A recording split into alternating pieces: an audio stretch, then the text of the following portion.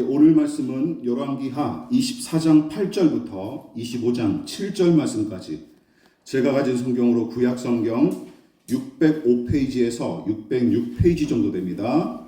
열왕기하 24장 8절부터 25장 7절 말씀까지 24장 8절부터 25장 7절 말씀까지 찾으신 줄 알고 저와 여러분이 한 절씩 번갈아 가면서 교독하고 마지막 절 합독하도록 하겠습니다. 제가 먼저 봉독하겠습니다.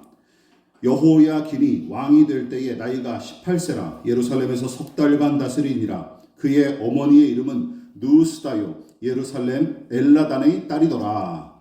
여호야긴이 그의 아버지의 모든 행위를 따라서 여호와께서 보시기에 악을 행하였더라. 그때에 바벨론의 왕 느부갓네살의 신복들이 예루살렘에 올라와서 그 성을 에워싸니라. 그의 신복들이 에워쌀 때에 바벨론의 왕 느부갓네살도 그 성에 이르니 유다의 왕 여호야긴이 그의 어머니와 신복과 지도자들과 내시들과 함께 바벨론 왕에게 나아가매 왕이 잡으니 때는 바벨론 왕 18째 해이라. 그가 여호와의 성전의 모든 보물과 왕궁 보물을 집어내고 또 이스라엘의 왕 솔로몬이 만든 것 곧 여호와의 성전의 금 그릇을 다 파괴하였으니 여호와의 말씀과 같이 되었더라. 그가 또 예루살렘의 모든 백성과 모든 지도자와 모든 용사 10,000명과 모든 장인과 대장장이를 사로잡아가매 비천한 자 외에는 그 땅에 남은 자가 없었더라. 그가 여호야긴을 바벨론으로 사로잡아가고 왕의 어머니와 왕의 아내들과 내시들과 나라의 권세 있는 자도 예루살렘에서 바벨론으로 사로잡아가고 또 용사 7,000명과 장인과 대장장이 1,000명 곧 용감하여 싸움을 할 만한 모든 자들을 바벨론 왕이 바벨론으로 사로잡아 가고 바벨론 왕이 또 여호야긴의 숙부 마타니아를 대신하여 왕으로 삼고 그의 이름을 고쳐 시드기야라 하였더라. 시드기야가 왕이 될 때에 나이가 21세라 예루살렘에서 11년간 다스리니라. 그의 어머니의 이름은 하무다리오 림나인 예레미야의 딸이더라. 그가 여호야김의 모든 행위를 따라 여호와 보시기에 악을 행한지라. 여호와께서 예루살렘과 유다를 진노하심이 그들을 그 앞에서 쫓아내실 때까지 이르렀더라. 시드기야가 바벨론 왕을 배반하니라. 시드기야 제9년 열째를 20일에 바벨론의 왕 느부갓네살이 그의 모든 군대를 거느리고 예루살렘을 치러 올라와서 그 성에 대하여 진을 치고 주위에 표성을 쌓으매 그 성이 시드기야 왕 제11년까지 포위되었더라. 그해 넷째 달 9일에 성 중에 기근이 심하여 그 땅 백성의 양식이 떨어졌더라.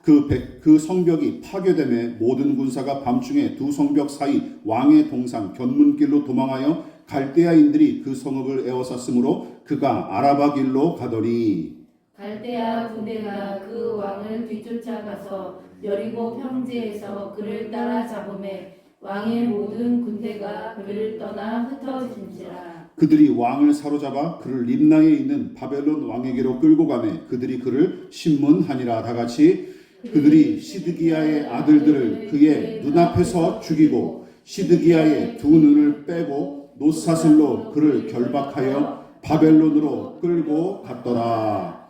아멘. 즐겁게 아멘할 내용은 아니지만 하나님 말씀이기 때문에 우리가 아멘 했죠. 자, 말씀의 제목을 같이 한번 읽어보도록 하겠습니다. 자, 시작. 말씀대로 파괴되고 끌려가다. 예, 말씀대로 파괴되고 끌려가다라는 제목으로 하나님의 말씀의 은혜 함께 나누도록 하겠습니다. 남유다의 역사도 요시야 이후로는 급격하게 기울어지기 시작했고 그 이후에 남유다를 통치한 4명의 왕은 요시야의 정신을 이어받기는커녕 도리어 크게 상처 입고 휘청대는 나라에 소금을 뿌리다가 함께 망하고 맙니다. 다시 말해 이스라엘은 하나님 나라다운 자태를 거의 상실한 채 쇠락하고 말죠. 요시야의 아들 여호와스는 왕위에 오른 지 3개월 만에 이집트로 끌려가 처형당했고 여호야김도 느부갓네살 왕에게 밑보여서 바벨론으로 끌려가는 치욕을 당했을 뿐만 아니라 성전의 기구들마저 바벨론 군대에 약탈을 당합니다. 어쩌다 이 지경까지 이르렀습니까? 성경은 켜켜이 쌓인 그들의 죄악과 불의로 남유다가 쇠락을 자초했다고 지적하고 있죠. 그리고 그 쇠락은 우연히 일어난 일이 아니었습니다. 성경은 여호아스와 여호야김이 하나님 보시기에 악을 행했다 하며 기록했고, 특히 히스기야의 아들로서 우상과 미신 숭배에 심취하여 백성을 마구 학살한 므낫세를 그 원흉으로 지적했습니다.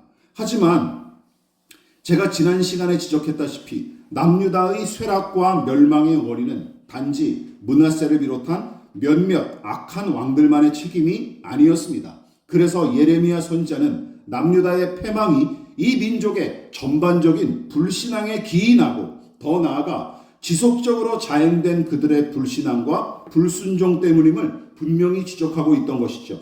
그뿐만이 아닙니다. 우리가 마지막으로 세 번째 살펴봤던 것이 이것이죠. 남유다를 비롯한 이스라엘 민족은 하나님과의 약속을 어긴 까닭에 멸망을 자초했습니다. 하나님께서는 이스라엘 민족과 그 나라를 향해 무궁한 복을 무수히 약속하셨고, 하나님과 약속을 맺은 민족으로 선택받은 것 자체가 이스라엘이 가진 가장 큰 복이자 은혜였습니다. 하지만 이 은혜의 약속도 엄연히 약속이었기에 상호 간의 어떤 신실한 이행을 요구하는 게 당연했지만, 이스라엘이 마음과 뜻과 정성을 다해 하나님과 맺은 약속을 이행하기는커녕 그들은 은혜로 받은 것을 오용하거나 남용하기 일쑤였고, 심지어 하나님을 무시하고 다른 신을 밥 먹듯이 섬겼던 것이죠. 그래도 하나님은 오래 참으시면서 계속해서 이 백성에게 은혜를 베푸셨고, 불의를 저지를 때마다 당신의 종들을 보내셔서 경고하셨건만, 이스라엘 민족은 배교와 반역을 일삼으면서 하나님과 맺은 약속을 반복적으로 파기했고, 본문에 기록된 남유다의 쇠락과 멸망은 지극히 자연스러운 수순에 불과한 것이었습니다. 그러나 열왕기서 저자는 남유다에 닥친 이 사달 가운데서도 하나님께서 여전히 일하고 계신 사실과 함께 바벨론의 포로로 끌려가는 왕과 백성의 이 끔찍한 참상을 반복적으로 기록했을 뿐만 아니라, 개인의 자유를 핑계로 믿음을 버리고 악을 행하다가 결국은 자유와 권세를 다 잃은 왕들의 모순과 비극을 적나라하게 고발하고 있는 것이죠. 오늘 본문이 바로 그 내용입니다. 자, 오늘은 이에 관해 살펴보고 함께 은혜를 나누도록 하겠습니다. 자, 먼저 우리가 살펴볼 주제는 이것이에요. 같이 읽어볼까요? 시작. 요시야와 다른 길을 걸어간 왕과 백성. 요시야는 이스라엘의 통일 왕국과 분열 왕국을 통틀어도 몇 안 되는 경건한 통치자였고, 어느 누구보다 율법의 명령을 철저하게 떠받들어서 미신과 우상 척결에 평생 헌신했던, 그야말로 성군 다윗과 견주어도 손색이 없을 만큼 왕의 직분을 힘써 감당한 인물이었습니다. 물론 이집트의 느고 왕이 군대를 이끌고 아수르를 견제하기 위해 북쪽 지방으로 이동하는 것을 남유다를 향한 도발과 침공으로 오해하여 싸움을 걸었다가 큰 부상을 입고 죽은 것이 그의 유일한 인생의 오점이자 실책이었죠. 하지만 다윗과 아사와 여호사밧과 히스기야처럼 선한 왕으로 평가받는 자들이 저지른 실책과 그들의 미온적인 태도를 비교하면 요시야의 실책은 그다지 크게 와닿지도 않는 게 사실입니다. 이 정도면 훌륭하다라고 저는 생각을 해요. 그래서 저는 이 나라와 민족이 요시야 덕택에 그나마 조금 더 유지될 수 있었던 것으로 평가했는데, 실제로 하나님께서 훌다 선지자를 통해 뭐라고 말씀하셨어요? 22장 20절에서 내가 이곳에 내리기로 한 모든 재앙을 네가 죽을 때까지는 내리지 않겠다 하고 말씀하셨어요. 그 내용이 바로 그 사실을 방증합니다. 이 사람이 그래도 망해가는 남유다에 조금이나마 브레이크를 걸어줬구나 라고 말이죠. 그러나 하나님과 사랑하고 그 뜻에 힘써 충성했던 요시야는 안락하고 윤택한 삶을 살기는커녕 도리어 세상의 관점으로는 개혁을 위해 무진 애를 쓰며 내내 고생한 것은 물론이고 끝내 전쟁터에서 입은 상처로 죽음을 맞이하는 박복한 인생을 산 것입니다. 세상의 관점으로는 이 요시야가 말이죠. 그뿐만이 아니죠. 요시야는 아버지로서 자식복도 지질이 없었습니다. 역대상 3장을 볼까요? 역대사 3장에 요시야의 아들들에 대한 내용이 나와요. 그리고 오늘 본문의 열왕기서에서도 이제 겹치는 인물이 등장하죠. 같이 읽어볼게요. 역대상 3장 15절 시작. 요시야의 아들들은 맏아들 요하난과 둘째 여호야김과 셋째 시드기야와 넷째 살룸이요. 자, 신학자들은 요시야의 맏아들인 요하난은 성경에 잘 등장하지 않습니다. 그에 관한 이야기는 이름만 나와 있지 이야기가 없어요. 그래서 일찍이 요절한 거로 해석하고 남은 세 아들과 손자 하나가 이미 수명을 다해서 무너져가는 이 나라를 통치하는 왕이 되죠. 하지만 그들은 그저 이집트와 아수르 왕이 쥐락펴락했던 장난감에 불과했습니다. 어쨌든 열왕기서가 여호아하스로 기록한 막내 아들 이 살룸은 아버지의 뒤를 이어 왕위에 올랐으나 어떻게 되죠? 3개월 만에 이집트의 느고 왕에게 끌려가 죽임을 당했고 느고 왕이 세운 요시야의 둘째 아들 여호야김, 엘리야김은 11년 동안이나 나라를 다스렸으나 그도 나중에는 어떻게 돼요? 바벨론 왕 느부갓네살의 심기를 건드리는 바람에 막내 동생처럼 바벨론으로 끌려가는 수모를 당했고 이후에 그의 아들 여호야긴이 왕위에 올랐으나 이 여호야긴은 그러니까 요시야의 손주가 되는 것이죠. 이 여호야긴이 왕위에 올랐으나 그 역시 고작 40여일 만에 폐위된 뒤에 바벨론으로 끌려갔다가 나중에 돌아오는데 37년 만에 돌아옵니다. 바벨론의 포로로 끌려갔다가 우리가 나중에 살펴볼 거예요. 그리고 요시야의 셋째 아들인 시드기야 mat다니아가 남유다의 마지막 왕으로 등극하지만 우리가 막판에 어떤 내용을 읽었죠? 재위 기간 중에 바벨론을 배신한 대가로 그 자식들이 죄다 눈앞에서 처형당함과 동시에 그는 두 눈이 뽑힌 채로 쇠사슬에 묶여서 바벨론으로 끌려가는 치욕을 당합니다. 끔찍한 일을 당해요. 왕이 이런 취급을 당합니다. 무엇보다 아쉬운 일은 요시야의 뒤를 이어서 왕위에 오른 이 자식들과 손자들의 신앙과 삶이 하나님 보시기에 악했다는 사실입니다. 자, 어떻게 되죠? 이렇게 돼요. 여호아스, 여호야김 이 사람은 손자고 여기서 대명사로 나와 있는데 시드기야를 가리킵니다. 여호와 보시기에 악을 행한지라. 자, 여러분, 그러면 이제 이런 의문이 드는 분들이 계시죠? 여러분은 이들의 불신앙과 악행을 누구 탓으로 보십니까? 혹시 요시야가 종교 개혁에는 힘썼으나 자식들의 신앙 교육은 나몰라라 하며 방관했을까요? 모든 백성에게 율법 체계 말씀을 낭독하고 다 함께 그 명령에 순종하기로 다짐했으나 정작 가정에서 자녀를 믿음으로 양육하는 일은 무관심하거나 미온적이었던 까닭에 아들들이 죄다 이 모양이었던 것일까요? 성경 본문이 그에 관해 침묵하기 때문에 함부로 단정 지을 수는 없지만 문맥상 요시야가 자녀들의 불신앙을 부추기거나 그들의 악행을 방관한 거로 보기는 매우 어렵습니다. 그럴 가능성은 거의 없어 보여요.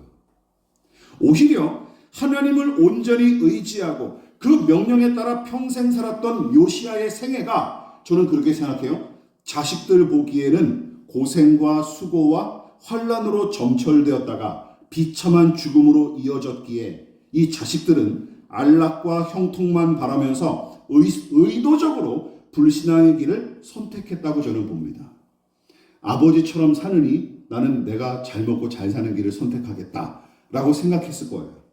그렇지만 그 결말은 아버지 요시야보다 더 참혹하고 끔찍했던 것이죠. 그런데 이런 부조리한 행태가 왕가만의 문제는 아니었습니다. 남유다가 바벨론 제국의 침공과 내정 간섭으로 몸살을 앓았던 여호야김과 시드기야가 통치했던 시기의 기록을 유심히 살펴보면 계속해서 반복되는 어구가 등장하는데 어떤 거예요? 바로 사로잡혀가다라는 내용입니다. 사로잡혀가다. 여러 번에 걸쳐서 빈번하게 반복되는 것을 우리가 어렵지 않게 열왕기하 24장에서 25장까지 살펴볼 수 있어요. 특히 여호야김과 마지막 왕이 시드기야의 통치기를 기록한 24장 8절부터 우리가 읽었던 25장 7절까지 그다지 많지 않은 분량인데도 사로잡혀가다, 끌려가다, 끌고 가다 하는 말이 무려 20개 구절에 5개 구절이나 등장합니다. 5개 구절. 4분의 1을 차지해요. 게다가 남유다 백성 아무나 바벨론으로 끌고 간 게 아니었습니다. 다시 얘기해서 무슨 말이에요? 쓸만한 자들을 선별해서 끌고 갔으며 포로로 사로잡혀간 사람들의 면면은 정리하면 다음과 같아요. 자, 요거 제가 읽어볼게요. 눈으로 보십시오. 예루살렘의 모든 백성과 모든 지도자, 모든 용사 10,000명, 모든 장인과 대장장이, 여호야긴 왕과 왕의 모친, 그리고 그 가족들, 왕의 아내들과 내시들과 권세 있는 자들, 또 용사 7,000명과 장인과 대장장이 1,000명, 용감하여 싸움을 할 만한 모든 자들. 자, 바벨론은 제국의 유지와 확장을 도모하기 위해 필요한 인력뿐만 아니라 식민지의 원활한 지배를 위해 일부러 특권층과 기술자들을 곤란해서 끌고 갔던 것으로 보입니다. 근데 옛날에 우리나라도 비슷하지 않았습니까? 예, 우리나라도 비슷하지 않았습니까? 그 대표적인 인물이 성경에 등장하는 인물이 누구예요? 바로 다니엘과 세 친구들이죠. 다니엘과 세 친구들. 그 똑똑한 놈들 그렇게 다 끌고 갔던 거예요. 따라서 바벨론의 포로로 끌려가지 않고 남아있던 유다의 백성은 그 신분과 처지가 대부분 비천하고 가난한 사람들이었던 것이죠. 14절이 바로 그렇게 기록하고 있습니다. 그러나 누가 누구를 부러워할 처지는 절대로 아니었습니다. 그러니까 이런 거죠. 남유다에 남아있다고 야 나도 포로로 끌려갈 걸 이랬을까요? 말도 안 되죠. 그러면 포로로 끌려간 사람들은 남유다에 있는 사람들 물론 고향 땅에 남아있으니까 그리워는 했지만 거기서도 고통과 환난이 끊이지 않았으니까 어딜 가나 이게 나라를 잃은 서름은 삭제될 수 없었던 거예요. 생각해 보십시오. 망한 나라의 백성을 극진하게 대접할 곳, 또 대접받을 곳이 어디 있겠습니까? 다니엘과 세 친구, 스룹바벨과 에스라와 느헤미야, 그리고 에스더와 같은 사례는 기억하십시오. 극히 드문 사례에 해당할 뿐이고 대부분 유다 백성은 식민 지배 하에서 많은 부분 자유와 권리를 박탈당했으며 그만큼 무수히 다가오는 고난을 감내하면서 하루하루 연명하는 것이 그들에게 주어진 삶의 전부였습니다. 연명하는 것이 전부였어요. 그러나 지난 설교에서도 언급했다시피 남유다의 쇠락과 멸망은 우연히 일어난 일이 아니라 오랫동안 차곡차곡 쌓아올린 죄악과 불의의 결과였다는 것을 잊어서는 안 됩니다.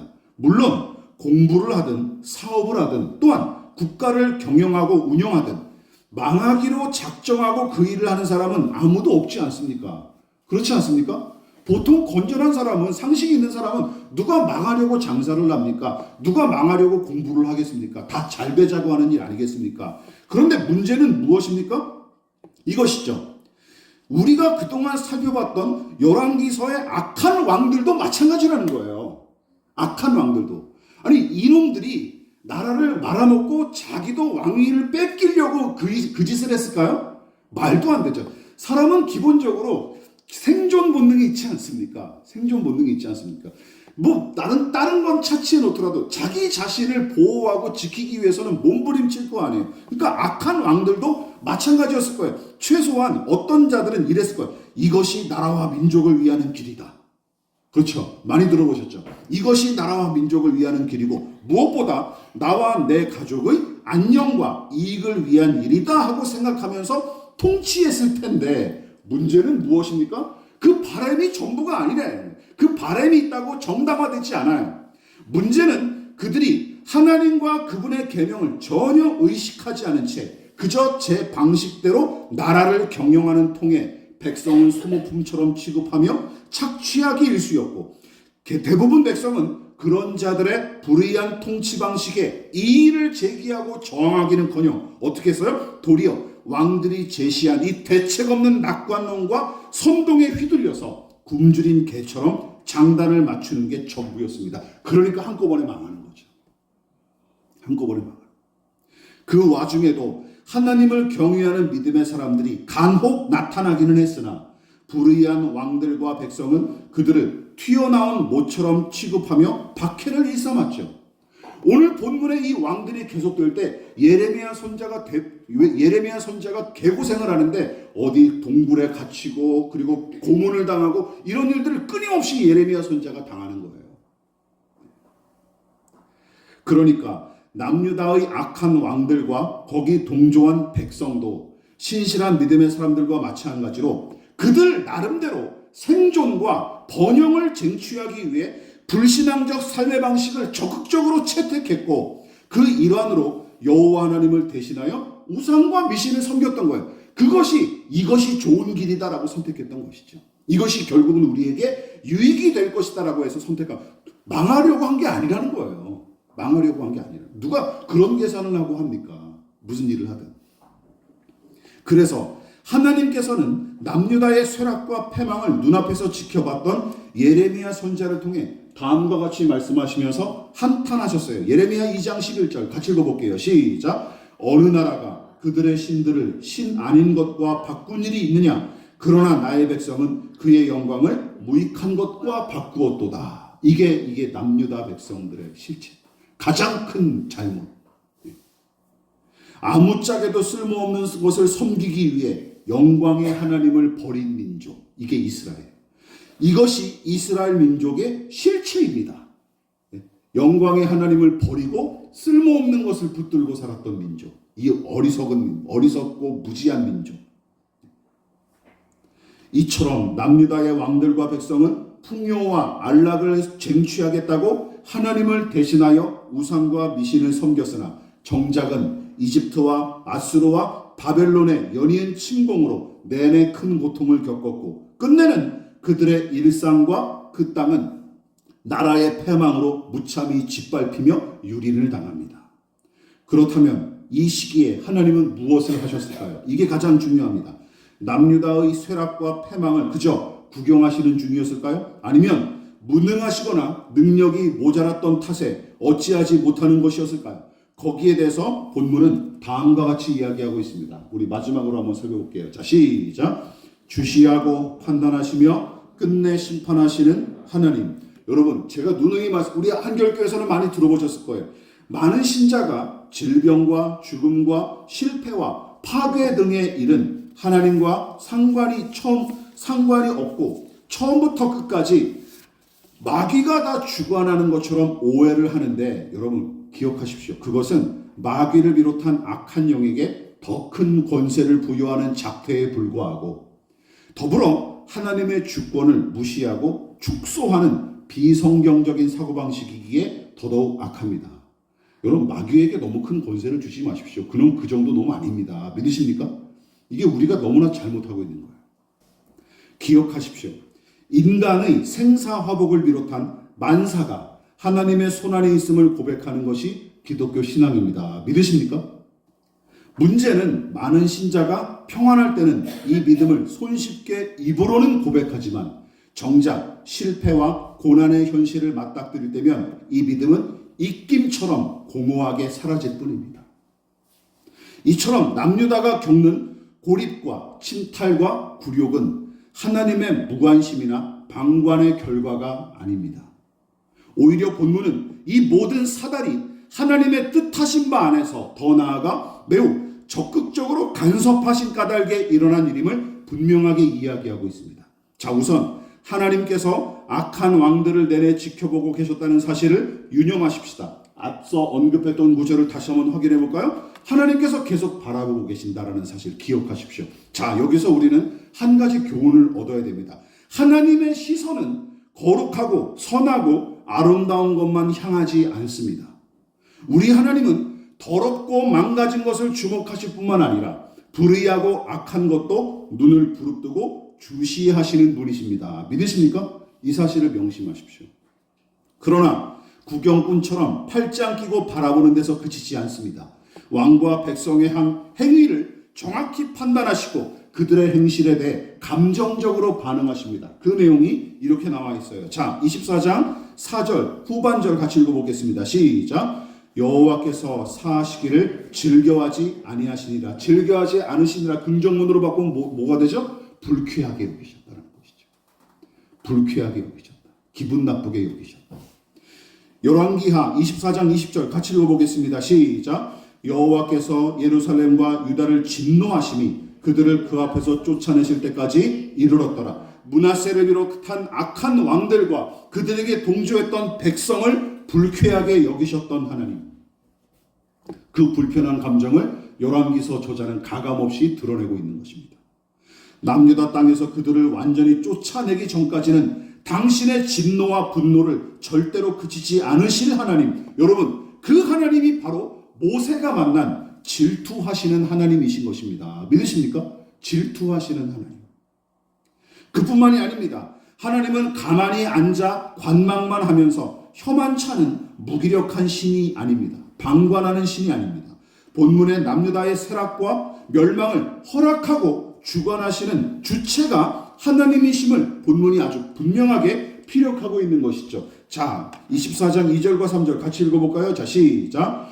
여호와께서 그의 종 선지자들을 통하여 하신 말씀과 같이 유다를 처음 멸하려 하시니 이 일이 유다의 임함은 곧 여호와의 말씀대로 그들을 자기 앞에서 물리치고자 하심이니. 13절 시작. 여호와의 성전의 금그릇을 다 파괴했으니 여호와의 말씀과 같이 되었더라. 하나님께서 남유다 백성과 왕들을 주시하고 판단하실 뿐만 아니라 그들의 불의와 죄악을 심히 불쾌하게 여겨 진노하셨고, 끝내는 오래전부터 경고하셨던 말씀대로 불의한 백성과 그들의 나라를 징계하셨습니다. 이처럼 우리가 믿는 하나님은 당신의 거룩함과 선함과 아름다움을 닮은 모든 피조물들을 바라보고 심히 기뻐하시는 분이시지만, 그리고 그 모든 것을 당신의 뜻을 성취하기 위한 도구로 또한 파트너로서 귀히 여겨 쓰시면서 마침내 완전한 복과 은혜를 충만히 베푸시는 분이시죠. 그러나 당신의 의도와 뜻을 정면으로 거스르고 죄악과 불의를 일삼는 자들을 향해서는 기억하십시다. 우리의 생각과 한계를 훌쩍 뛰어넘어 용납하고 오래 참으시지만 끝내는 죄악과 불의를 심판하고 대적하심으로써 일하시는 분임을 잊어서도 안 됩니다. 하나님은 이렇게도 일하시는 분이에요. 믿으십니까? 말씀을 마무리하도록 하겠습니다.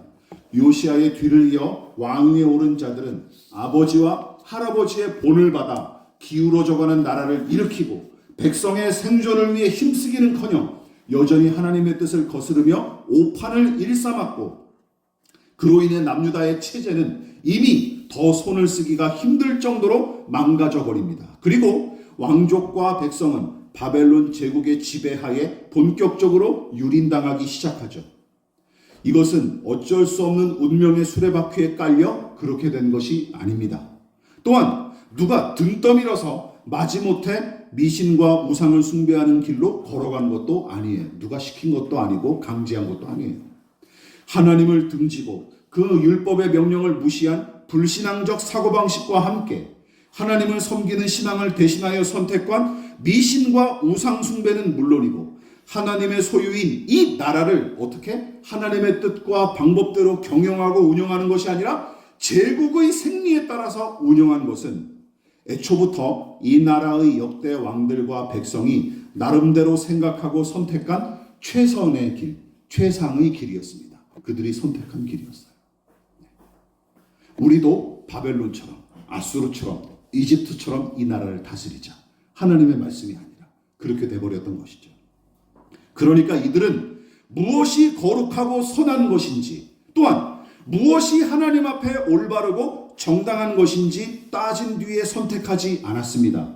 우리처럼 그저 잘 먹고 잘 사는 것만 추구했기에 당장 그것을 가져다 주는 것을 따르고 섬겼을 뿐이고, 그런데 그 결과는 이처럼 참혹할 따름이었던 것이죠. 개인이든 공동체든 마찬가지입니다.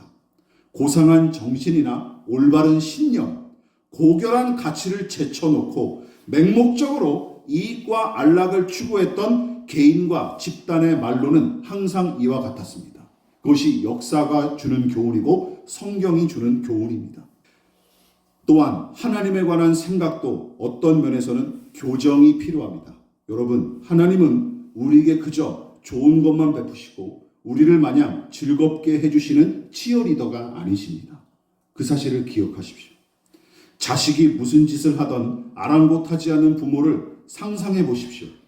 자식이 바라는 것은 무엇이든 갖다 바치고 자식이 불편해할까봐 노심초사하며 종노릇을 자초하는 부모. 그래서 훈육은 아예 포기하거나 무시하는 부모.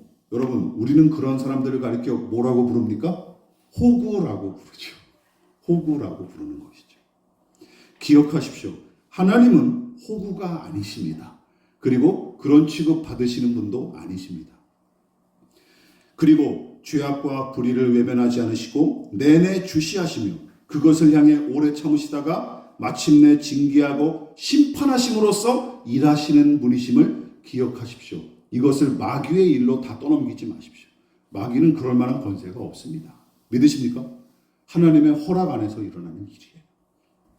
그러므로 우리는 하나님을 친밀한 아버지로서 사랑하고 신뢰해야 돼. 또한 징계하고 심판하시는 하나님을 두려워할 줄 아는 믿음도 있어야 됩니다. 믿으십니까? 이 믿음이 있어야 돼. 이 경각심이 우리의 마음 가운데 새겨져 있어야 우리가 우리에게 주어진 삶과 사명을 제대로 감당할 수 있는 것입니다. 여러분, 이 끔찍한 내용 24장과 25장에 걸친 이 불운한 남유다의 기록은 우리의 마음을 불편하게 하고 서글프게 하지만 그래도 이것을 성경에 기록한 이유는 분명히 있는 것이죠. 반면교사를 삼으라는 것입니다. 믿으십니까? 이것을 기억하시고 끝까지 말씀 속에 담긴 하나님의 은혜를 함께 추적해 가시기를 부탁을 드리겠습니다. 그러므로 너희는 이렇게 기도하라. 하늘에 계신 우리 아버지, 아버지의 이름을 거룩하게 하시며 아버지의 나라가 오게 하시며 아버지의 뜻이 하늘에서와 같이 땅에서도 이루어지게 하소서. 오늘 우리에게 일용할 양식을 주시고 우리가 우리에게 잘못한 사람을 용서하여 준 것 같이 우리 죄를 용서하여 주시고 우리를 시험에 빠지지 않게 하시고 악에서 구하소서. 나라와 권능과 영광이 영원히 아버지의 것입니다. 아멘.